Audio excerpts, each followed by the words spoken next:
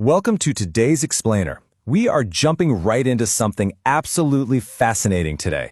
We're dissecting a claim that honestly sounds a bit mind-bending at first glance. We're talking about an agricultural model that promises to hand over a massive 78% profit share directly to farmers and their local communities. I know, it sounds almost too good to be true, right? So we're going to unpack exactly how this proposed system actually operates and how it completely flips the script on traditional restrictive farming methods by using a seriously high-tech, farmer-first approach. Let's get into it. So picture a truly massive network. We're talking 155 socialist cooperatives, with each one covering strategic zones of at least 5,000 hectares. It is a huge operation. And within this massive scale, the model has a very specific breakdown for the returns. Instead of just paying farmers a standard fixed wage for their literal backbreaking labor, this framework flips the whole corporate agriculture model upside down. Farmers in the community are slated to keep 78% of the value-added profit, while the cooperative only holds on to 22%.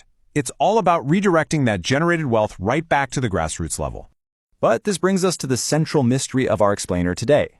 How in the world can farmers keep their land, not give up a single inch of their property, and still secure that 78% cut of the profits? You know, historically, if you wanted to scale up farming operations, it usually meant farmers having to surrender their land rights to some central authority or a giant megacorporation.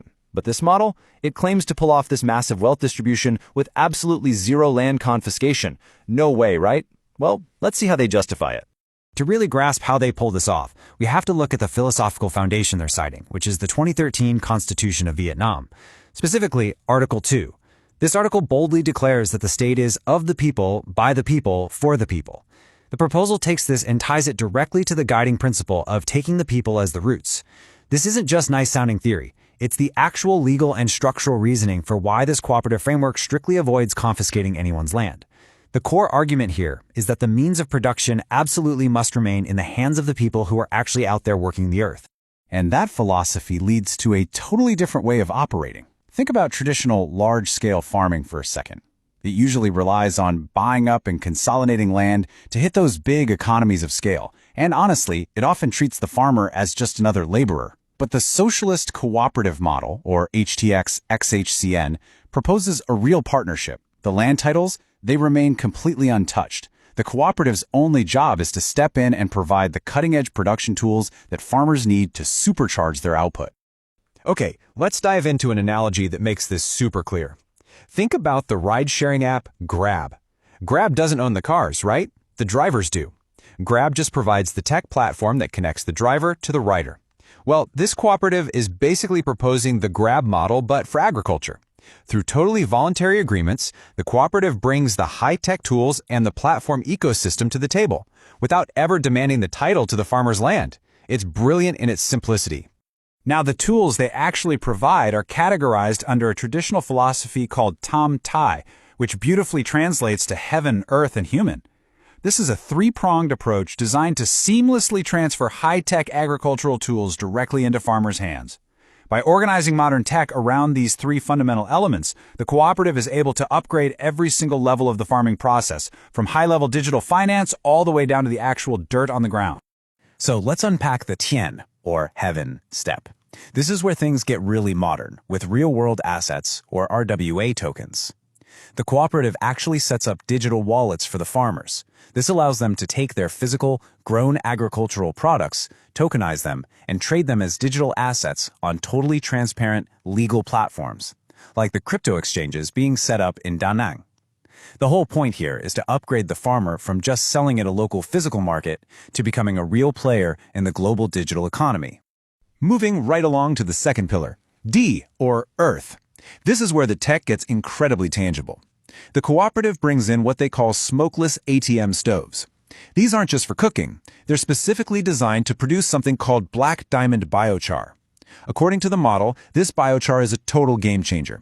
It's used to radically improve soil health, create organic fertilizers, and even make aquaculture and animal feed. It's a direct technological intervention meant to completely replace expensive, harmful chemical fertilizers and slash the farmer's overhead costs. And finally, we hit Nyun, the human element, which zeroes in on the farmer's actual livelihood. Here, the cooperative introduces a sort of miracle cure for the soil called Uterra Biohumus. This is a highly targeted biological solution designed specifically to recover and enrich depleted arable land. Because at the end of the day, the goal is sustainable long-term crop growth. It's about healing and maintaining the fertility of the farmer's absolute most valuable asset for generations to come. Okay, now we have to talk about the math, because this is where it all clicks together. When you combine the digital trading power of those RWA tokens, the massive cost savings from the biochar and the land recovery from the Uterra Biohumus, the cooperative calculates a giant leap in scale. They project that outfitting farmers with these 3 specific tools can actually multiply the overall economic value of the farm by more than 5 times. This greater than 5x multiplier is the financial engine that makes this whole thing possible. It is the exact mechanism that explains Catch HTX Cheersiva % Lenuyant, proving how paying out that massive 78% profit share is actually sustainable. Which naturally brings up the obvious question. What about the other 22%? If the farmer is taking home 78%, why does the cooperative need to cut it all? Well, within this whole grab model setup, that 22% isn't just an arbitrary fee, it's structurally critical. That money is strictly earmarked to maintain this massive ecosystem, keep those high-tech tools operating smoothly, and continuously expand the network across all 155 of those strategic zones. It's basically the essential operational overhead required to keep a technological platform of this scale running. And all of this builds up to the ultimate vision laid out by the systems architect, Dr. Du Huqian. By locking in that 78-22 profit split and rolling out these advanced tools, the entire framework naturally creates a mutually beneficial circular economy. It's an ecosystem where agricultural waste becomes fuel, the soil is actively regenerated instead of depleted, and digital assets unlock totally new capital. It's aiming for a future where both the farmer and the platform grow together, and nobody ever has to lose their land. So, that leaves us with one final big question for today's explainer. We've just seen how blending constitutional philosophy with some seriously cutting-edge tech, from biochar to tokenized real-world assets, can theoretically trigger a 5x revenue jump and secure a massive 78% profit share for everyday farmers. So what do you think? Is this decentralized high-tech grab model for agriculture just going to be a localized experiment? Or could this actually be the ultimate blueprint for the future of sustainable, profitable farming worldwide? It's a complex question, for sure, but one that could literally reshape global food supply chains as we know them. Thanks so much for joining me today.